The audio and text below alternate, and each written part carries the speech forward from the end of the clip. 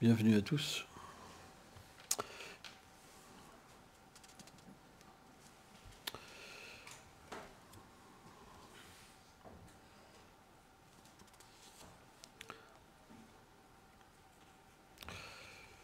Nous allons lire aujourd'hui un verset du premier chant du Srimad Bhagavatam, chapitre 13, verset 59.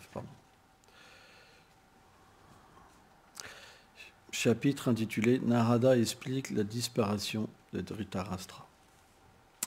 Om Namo Bhagavate Vasudevaya. Om Namo Bhagavate Vasudevaya.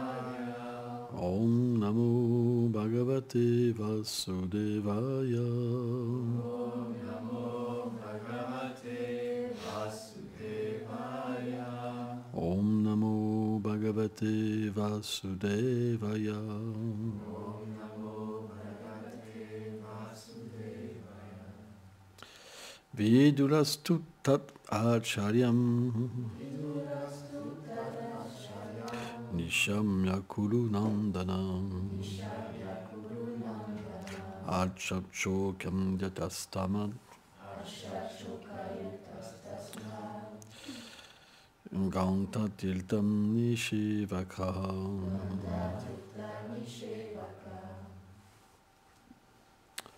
Traduction.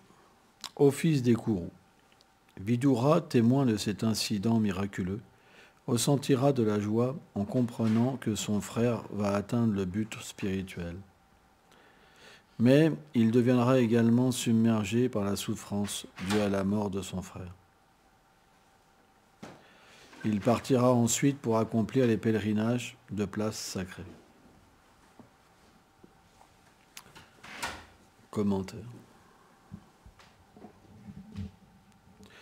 Srila Vishwanath Chakravarti Thakur cite Yudhishthira. Je vais alors ramener Vidura. Narada a répondu. Non, ce n'est pas possible.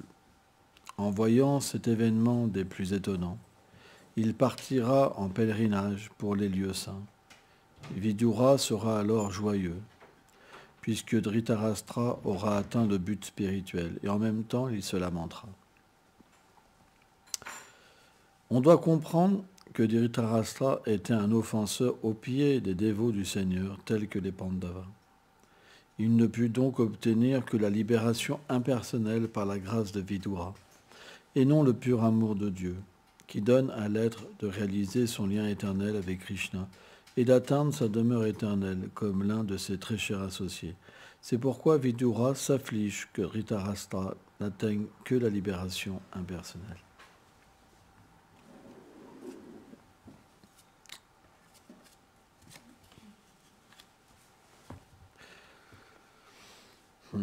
Omaganati Melandasya Gyanam Jalam Shalakaya Shakshurum Meditam Jena Taisme Shigulave Namaha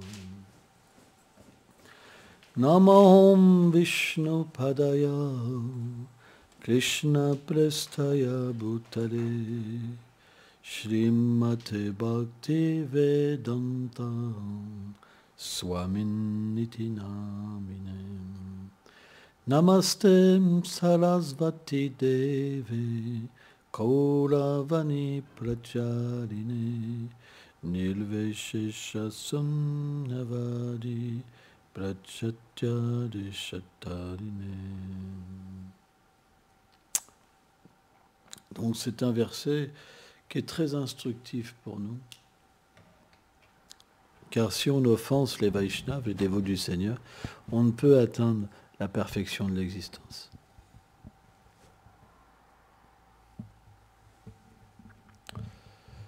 C'est un principe. Parce que la miséricorde de Krishna repose dans les Vaishnavas. Si on offense un Vaishnav, alors on ne peut plus atteindre la miséricorde de Krishna. C'est un principe. Mais qui est un Vaishnav? Un Vaishnav, c'est très rare. C'est très très rare. Quand des acharyas comme Srila Vishwanath Chakravarti Thakur parlent d'un Vaishnav, on parle d'un associé du Seigneur, un Mahabhagavat. Quelqu'un qui peut parler avec le Seigneur suprême, qui peut le servir, et qui peut comprendre son cœur et satisfaire tous ses désirs. En fait, le Seigneur n'a pas de désir. Il crée des désirs pour que ses dévots puissent être satisfaits. Parce que le dévot du Seigneur, il veut servir Krishna. Donc si Krishna était simplement Atmarama, satisfait en lui-même, il n'a pas besoin de dormir, pas besoin de manger, il est tout puissant, il crée tout, il détruit tout. Qu'est-ce que vous offrez à Krishna? Hein? Qu'est-ce que tu en penses, Simon? Qu'est-ce que tu vas offrir à Krishna? Une personne qui tout émane. Il a besoin de rien. Vous comprenez ça? Donc, qu'est-ce que fait Krishna? Il crée un besoin. Cette personne dont tout émane, il a besoin de tout. Et chacun, selon son sentiment éternel, il ressent le besoin de Krishna. C'est ça, Vrindavan. Vrindavan, c'est un lieu très mystique. Chacun ressent le besoin de Krishna. Krishna a besoin de moi, sans ça, il ne peut rien faire. Sans ça, il ne peut pas vivre. Sans ça, il ne peut pas être heureux. Sans ça, il ne peut pas jouer. Sans ça, il ne peut pas rencontrer Radharani, etc., etc. Tout le monde pense ça. Alors, il y a ceux dans le camp de Radharani, il y a ceux dans le camp de Krishna, il y a ceux dans les deux camps. Mais tout le monde pense ça. Tout le monde voit Krishna a un manque. Et c'est ce qu'on appelle l'amour de Dieu. Quand on ressent ce manque dans notre cœur, on reçoit la douceur. Ce sentiment, Mamata, Krishna m'appartient. Parce que Krishna a besoin de moi. Sans moi, il n'est rien. Mary Yashoda pense ça. Par exemple, on sait qu'après que Mary Yashoda, elle a attaché Krishna à un mortier, Krishna, il s'est souvenu de la malédiction de Narada Muni. En fait, c'est une bénédiction. Parce qu'un offenseur, il ne peut pas voir le Seigneur suprême. Et donc, les deux fils de Kuvera, ils étaient nus dans le Gange. Donc déjà, dans le Gange nu, c'est une offense, parce que le Gange n'est pas différent du Seigneur suprême. Et en plus, il s'adonnait à des jeux avec des jeunes filles, des nymphes, qui étaient nues aussi.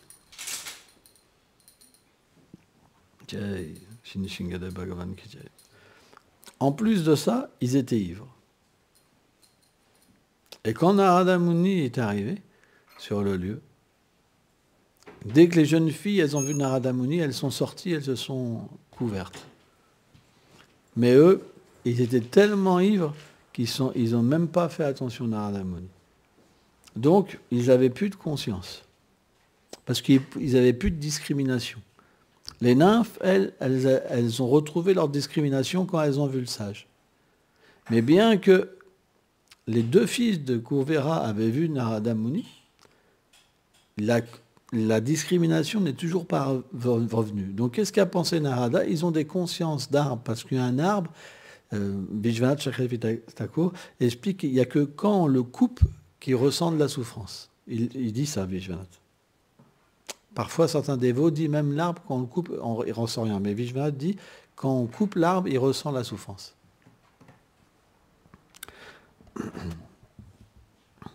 Et donc, Narada Muni, qu'est-ce qu'il a fait? Il a dit, ils sont tombés si bas. Parce qu'ils se sont enorgueillis. Parce que c'est des serviteurs de Shiva. Et c'est les fils de Kuvera. Donc la richesse et la position ont fait qu'ils n'ont plus de discrimination. C'est pour ça que la richesse, c'est pas bon. La haute position, c'est pas bon. La haute naissance, c'est pas bon. C'est une contamination. Et donc, les versets du Bhagavatam vont expliquer, Vishwanath Chakravarti Thakur, dans ses teneurs et portées, explique, Sanatana Goswami, dans ses teneurs et portées, explique, Bhaktivedanta Swami Prabhupada, dans ses teneurs et portées, explique que quand quelqu'un devient pauvre, il a les sens affaiblis et il devient naturellement enclin à contrôler ses sens et à prier le Seigneur suprême. Et même s'il redevient riche, il a la compassion pour les pauvres parce qu'il a compris la position d'un pauvre et la souffrance d'un pauvre. Donc, qu'est-ce qu'a pensé Narada Muni? Je vais être miséricordieux avec eux, je vais les maudire puis qu'ils deviennent des arbres. Mais cette malédiction, elle doit finir en bénédiction. Donc, après 100 vies célestes, le Seigneur apparaîtra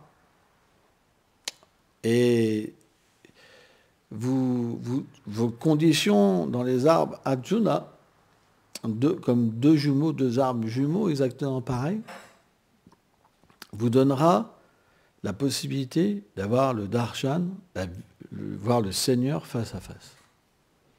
Et donc Krishna, qui était attaché au mortier, il s'est dit, il faut que je réalise la bénédiction de mon dévot.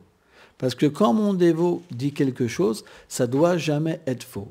Moi, je peux dire quelque chose, ça peut être faux, mais si c'est mon dévot, ça ne peut jamais être faux. C'est pour ça que Krishna s'est servi d'Arjuna dans la Bhagavad Gita pour dire des vérités qui ne peuvent être jamais détruites.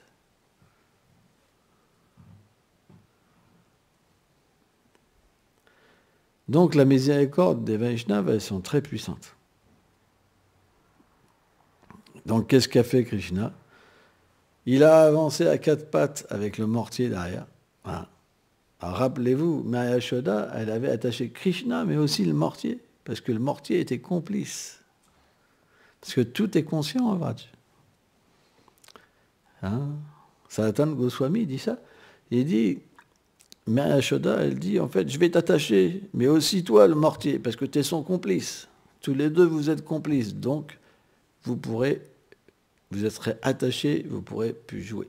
Krishna, tu ne pourras plus jouer. Fini. Et un acharya explique ça. Il y avait tous les copains de Krishna autour. Et Krishna, ses divertissements, ils ne peuvent pas s'arrêter. Krishna devait aller jouer avec ses amis. Et les amis ont essayé de défaire la corde, c'est expliquer le nœud, mais ils n'ont pas eu la force. Incroyable. Quel est ce mystère? Quel est le mystère du nœud? Et pourquoi les sakas, ceux qui étaient dans le sakyaras, n'ont pas pu défaire le nœud? C'est parce que le vatsalyaras est plus élevé dans la dévotion. Donc le nœud de Maya Yashoda n'a pas pu être défait par les gopas. Donc Krishna, il a avancé avec le mortier entre les arbres, et le mortier s'est coincé. Donc c'est très intéressant quand même. C'est que, naturellement, le divertissement et la malédiction, et le fait qu'ils prennent des formes d'arbres, nous font comprendre qu'ils ont eu cette proximité adaptée pour que le mortier exactement puisse se coincer. C'est pour ça qu'on parle de jumeaux, une proximité. Parce qu'un mortier, ça ne fait pas 100 mètres de long. Un mortier, c'est une certaine hauteur. C'est petit. Et donc, une fois qu'il s'est coincé, Krishna a forcé et les deux arbres sont tombés. Ça a fait un fracas terrible. Au point que c'est expliqué que Maya Yashoda, elle a tellement eu peur pour Krishna qu'elle s'est transformée en statue. En fait, le symptôme d'extase, quand la terre prédomine, fait en l'être, fait que la personne devient stoïque. C'est ça? Non? Raide. Figé. Complètement figé.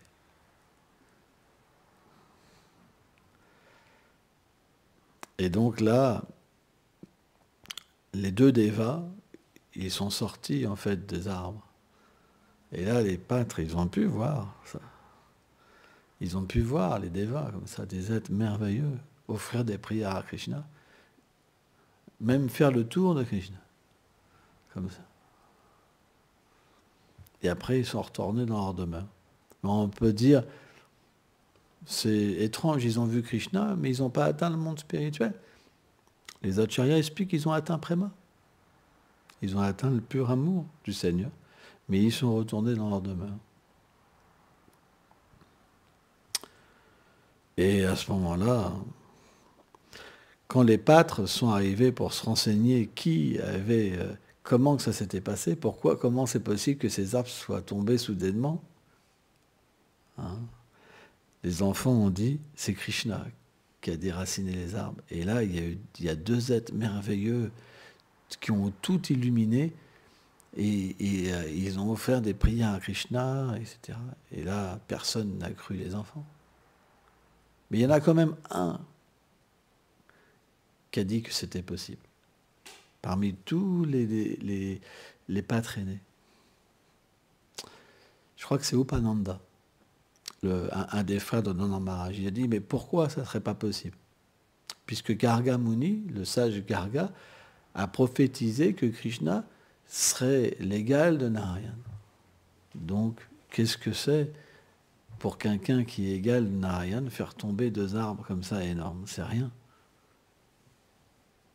Mais bon, le Vatsalya Ras, le sentiment parental, est tellement élevé, tellement, il y a tellement d'amour condensé que à Vrindavan, même s'ils sont témoins de choses extraordinaires, ça ne peut pas altérer leur amour. Donc, pour eux, Krishna, c'est leur enfant. C'est comme pas un être ordinaire parce qu'il est tellement beau, parce que c'est leur vie même, c'est leur souffle de vie, mais en même temps, il doit être subordonné à leur amour. Parce que le principe du Vatsalya Ras, c'est qu'on contrôle Krishna. Krishna est mon enfant. C'est moi qui le contrôle. C'est pas lui qui me contrôle. Vous comprenez ça? S'il n'y a pas ce sentiment-là, on ne peut pas contrôler Krishna. En fait, le sentiment de contrôler Krishna doit être très puissant pour que Krishna soit contrôlé. Sans ça, Krishna ne vient pas. C'est un principe. Si on offense les Vaishnavas, ce sentiment très rare ne peut pas venir dans le cœur. En réalité, si on offense, il faut offenser aucun être vivant. Pas simplement les grands dévots du Seigneur. Parce que c'est une offense au Sanon, simplement, si on offense les êtres vivants. Tout le monde a le droit au respect. Tout le monde. Plus on progresse dans le champ des Sanons, plus on ressent que la moindre chose qu'on fait aux êtres vivants, ça ne plaît pas au sein du Seigneur. Et donc on devient de plus en plus expert à faire les choses d'une manière que ça ne blesse pas. Alors c'est très difficile, parce que dans ce monde, tout le monde est blessé. Si vous dites quelque chose avec quelqu'un avec un gros sourire, tout doux et tout ça, eh bien ça peut même le persécuter. Il m'aime plus, il ceci, cela. C'est très compliqué ce monde. C'est extrêmement compliqué. C'est pourquoi c'est très rare de ne pas pouvoir offenser les êtres. Mais si on a cette attitude de vouloir le bien de tous les êtres, Krishna comprend. Krishna comprend. Et celui qui prend tout mal, les choses vont s'arranger. Hein? C'est une question de temps.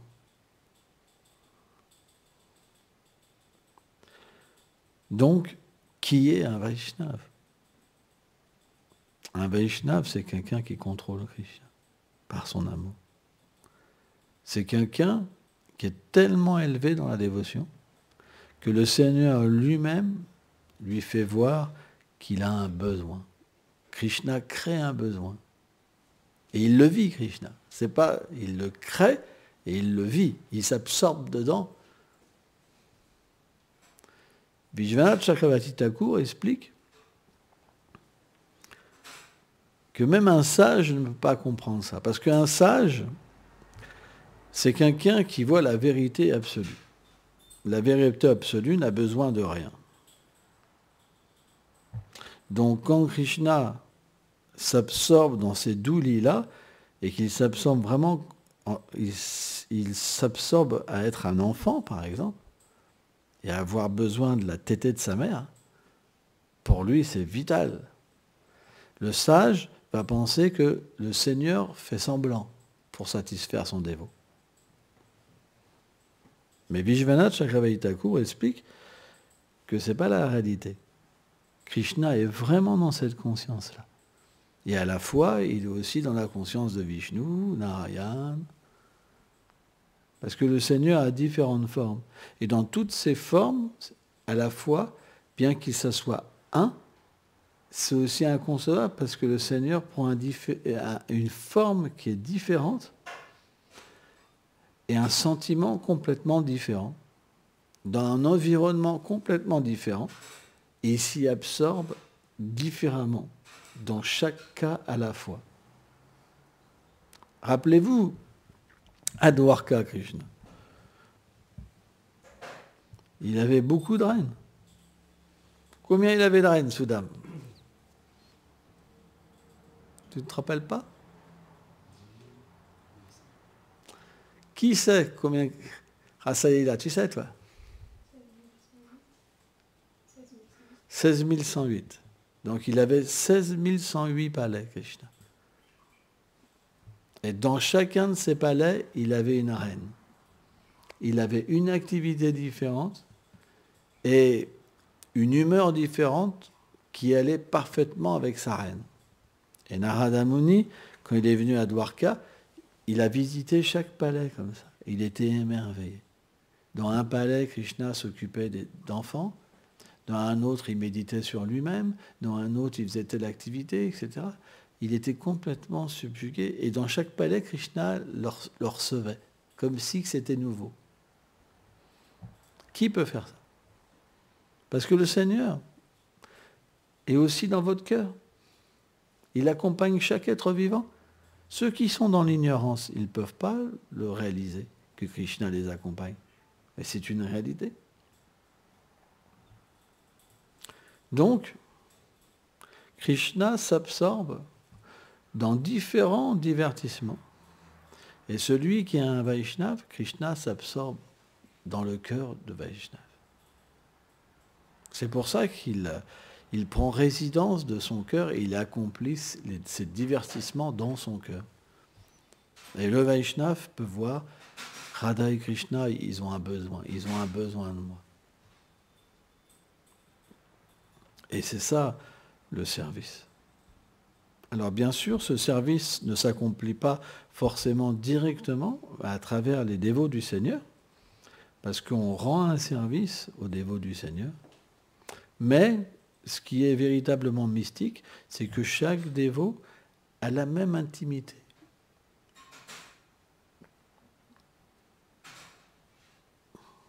Donc, le Vaishnava, il est à ce niveau-là. Offenser un Vaishnava de ce calibre-là, comme Vishwanath Chakravarti Thakur explique, alors c'est destructeur pour la bhakti. Destructeur. On peut atteindre la libération impersonnelle, mais pas sa relation avec Krishna. Or, si on revient sur l'épisode des arbres Arjuna, qu'est-ce qu'a dit Krishna? Quand il a vu les arbres Arjuna, Sanatana Goswami, il fait parler Krishna, il cite le mental de Krishna. Et il dit, en fait, mon dévot les a maudits. Parce qu'ils ont fait des grandes offenses. C'est des grands offenseurs. Ils ont offensé le Gange, mon dévot. Mais cette condition d'arbre qu'ils ont eue, c'était leur punition. Et c'est ça qui est très intéressant. Ça leur a coûté quand même 100 années célestes. Hein? Une journée terrienne vaut... une journée céleste vaut 6 mois terriens. C'est ce que dit... Je ne sais plus si c'est Vishwanath ou Sanatana Goswami qui dit ça. Une journée céleste, donc sur les planètes zédéniques, vaut 6 mois de notre temps. Ce n'est pas le même temps selon les systèmes planétaires. Et donc Krishna a dit, ils ont expié leurs péchés. Donc maintenant, ils peuvent être libérés et recevoir l'amour de Dieu. C'est intéressant.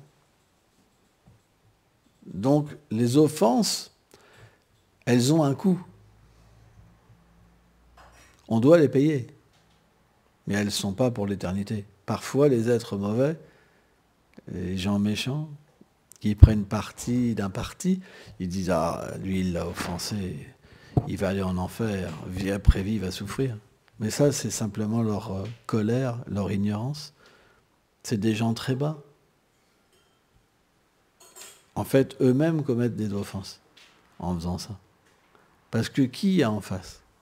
Est-ce qu'on sait qui fait quoi? Qui est qui?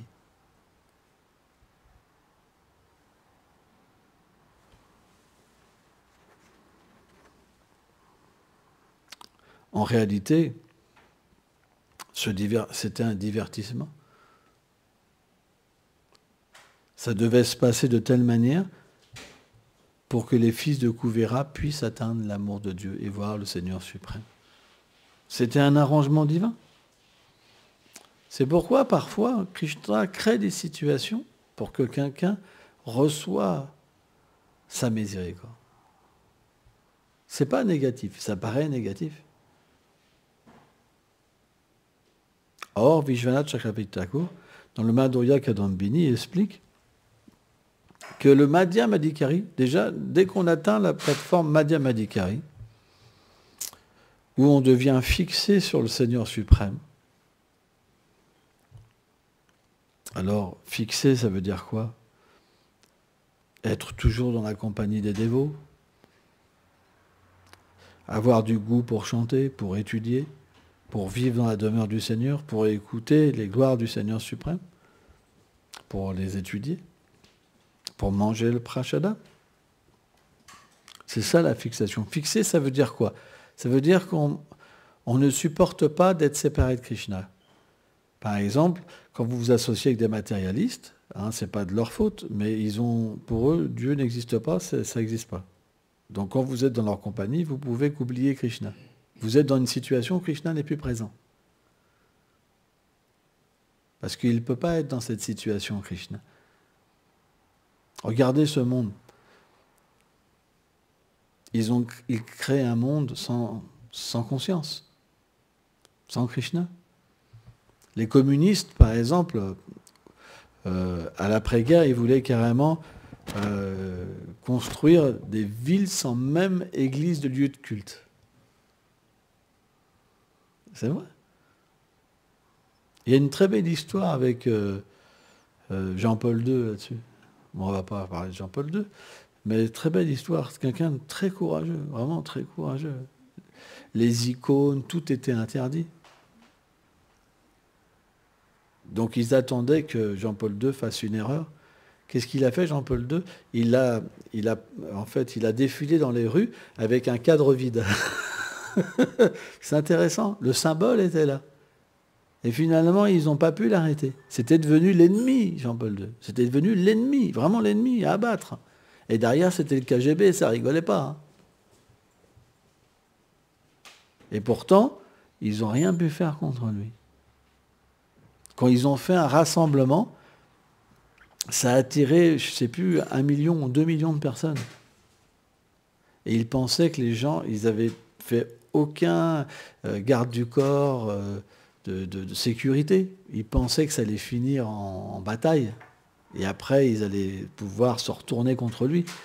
Tout était la paix, les gens priaient. Ouais, c'était très puissant. Hein, chacun a une puissance, chacun reçoit une puissance du Seigneur. Et c'est ça qui est beau. Le Vaishnava, lui, peut apprécier. Mais quelqu'un qui est envieux, il ne peut pas comprendre que parfois les Vaishnavas se querellent. Et donc, il prend parti, il se détruit lui-même. Quand vous voyez souvent ce genre de personnes qui critiquent les dévots, ces gens-là, ils galèrent. Ils ne sont jamais satisfaits en eux-mêmes. Leur vie est misérable. C'est pourquoi il faut prier pour ces gens. Que Krishna leur donne l'intelligence. On m'a raconté, par exemple, c'est Bhavani Gopi qui m'avait raconté qu'il y avait une dévote qui avait dormi chez elle et qui m'avait critiqué. Et le matin, cette dévote, elle ne chantait pas. Elle se levait à 9h du matin. Elle ne chantait pas. Vous comprenez? C'est dommage. C'est les symptômes, en fait. Soi-disant pour protéger leur gourou et glorifier leur gourou, ils attaquent un autre dévot. Et finalement, ils ne chantent plus après. Ou occasionnellement, ils perdent le goût pour la vie spirituelle. Ils ne peuvent même plus se lever le matin. Et elle était vraiment étonnée. Et elle a compris, parce qu'elle ne nous connaissait pas vraiment à cette époque-là. Elle ne nous connaissait pas. Et elle a compris qu'il y avait quelque chose de bizarre, qui n'était pas cohérent. Si elle avait raison, pourquoi elle n'a plus de vie spirituelle? Pourquoi il n'y a plus de force? Vous comprenez ça? Donc elle a compris que c'était faux, et après elle nous a rencontrés. Et elle a vu que c'était vraiment faux. C'est intéressant. C'est pourquoi vous ne fiez pas à ce que vous entendez forcément. Voyez si cette personne-là, elle pratique vraiment. Mais pas simplement chanter. Tout le monde peut chanter sans goût. Mais est-ce qu'elle pratique avec du goût? Si quelqu'un pratique avec du goût, il critique. Il comprend Krishna sur un plan très large.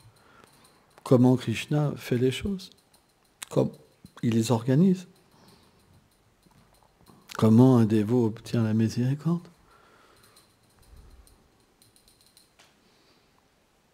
Il n'est pas limité dans sa conception. Kanishta. La mentalité d'âne, Bhaktivinoda Thakur explique. Krishna Samhita, la mentalité d'âne, c'est les ânes. Ils ont des ornières devant. Ils ne peuvent pas avoir une vision correcte. C'est comme l'âne. L'âne, on lui met une bouffée d'herbe devant sèche, il avance pour la voir, il ne l'a jamais, alors que tout autour, il y a de l'herbe bien fraîche. C'est la même chose. On ne peut pas voir. Une telle association, ça ne donne pas grand-chose. Vous vous leverez à 9h du matin et vous ne chanterez plus. Il n'y a plus de goût pour se lever, il n'y a plus de force. Il y a juste du blabla. Il parle. Ah, il parle beaucoup.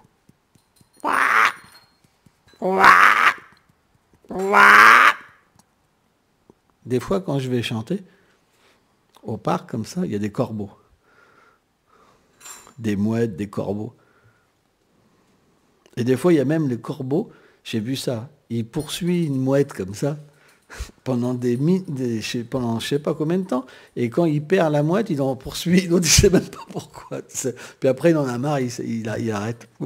C'est la vie du corbeau. Il leur faut toujours un ennemi. Il leur faut toujours critiquer. Par contre, vous avez toutes sortes d'oiseaux. Le merle, par exemple. C'est très agréable, les merles. Ils font des tout petits bruits. Ils chantent. Ils chantent, c'est joli. Quand vous entendez un merle, c'est très agréable. Mais un corbeau, c'est pas pareil. Hein? C'est pourquoi ceux qui sont pareils des corbeaux, même mon ventre à ce moment-là, il fait oh, c'est pas vous dire.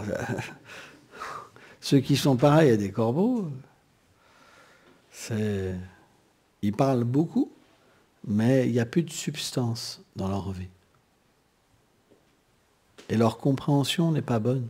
Quand ils parlent, ils polluent la conscience des autres. C'est pourquoi on doit avoir une discrimination et pas s'associer avec ces gens qui ne comprennent pas la vie spirituelle. Mais pourquoi ils ne la comprennent pas? C'est parce que leur gourou ne leur explique pas. Parce que théoriquement, le rôle d'un gourou, c'est d'ouvrir la conscience de son disciple. Pour lui permettre de comprendre toutes les situations. Si le gourou ne fait pas ça, alors il enferme son disciple dans son pouvoir. Mais le véritable gourou, il doit libérer le disciple. C'est très important. Sans ça, il y a une conception de pouvoir.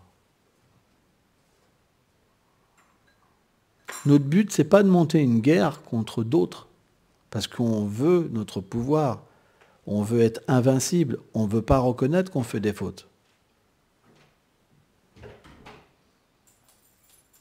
Quand on voit des grands Vaishnavas, moi j'ai vu quelques grands Vaishnavas, c'est rare. Plusieurs fois, j'ai rencontré Bhakti Pramod Puri Goswami Maharaj, par exemple. Et il était véritablement respecté de tous. Bhakti Goswami Maharaj, quand il voyait Bhakti Pramod Puri Maharaj, même loin, il rendait son dandavat. Et Bhakti Pramod Puri Maharaj était tellement humble. Tellement humble. Il n'avait pas besoin de se cacher de quoi que ce soit, de faire croire qu'il était intouchable. Ça se voyait, il n'y avait pas besoin de preuves. Il n'y a pas besoin de monter les uns contre les autres. Il n'y avait pas besoin de ça. Son attitude, son parfum suffisait pour comprendre qu'il n'était plus de ce monde. Il n'y avait pas besoin de manigance.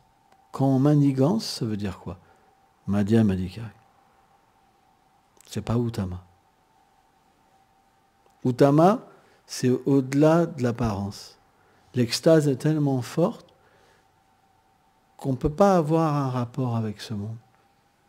Mais Madhyam, il y a encore un rapport. Il y a l'expérience spirituelle, mais il y a le rapport avec ce monde. Donc parfois, on fait des fautes.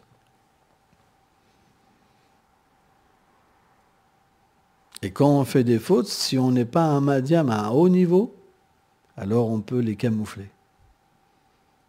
Et à ce moment-là, les disciples, ils tombent dans le piège du gourou. C'est qu'ils prennent parti d'un Vaishnava contre un autre. Et leur avancement spirituel, alors, elle ne peut pas se développer dans cette vie. Et ça, c'est une faute. Ça, c'est grave. Parce que ça veut dire que ça peut être des gens qui ont des milliers de disciples et qui ont une influence. Ça, c'est grave. Mais on ne peut rien faire. C'est le principe du pouvoir, de la renommée, Pratishta Loba Puja. Raghunath Das Goswami dit que c'est le dernier obstacle à la dévotion. C'est très rare que quelqu'un se défasse de ça. Ça veut dire que l'extase intérieure est tellement puissante que le monde matériel ne peut plus nous toucher. Comme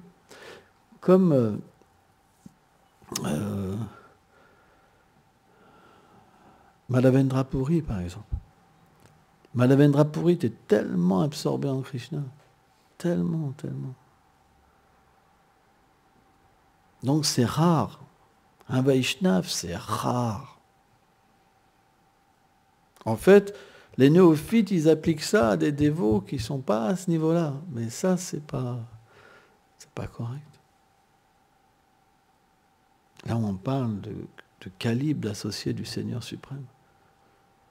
Hein? Donc on doit avoir une sorte de discrimination. C'est très important.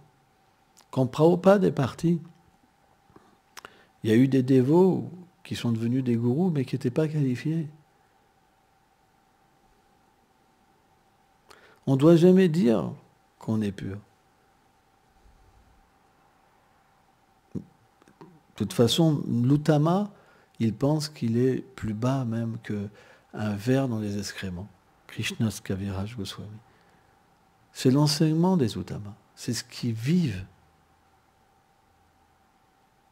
Ils ne se défendent pas en disant « Moi, j'ai jamais mangé de viande, je suis né sur le dam, je suis intouchable. » Non. Le vrai Vaishnav, quand vous rencontrez un vrai Vaishnav, il est tellement humble, waouh, que vous vous sentez vraiment déchu. Mais c'est rare. Donc quand il n'y a pas de dévot comme ça, à ce niveau-là, on peut prendre un Madhyamadikari comme gourou. Mais le Madhyamadikari, on peut rencontrer des problèmes. Parce qu'il n'est pas libéré du prestige, de l'adoration. Et ça veut dire qu'il peut faire des erreurs et les planquer.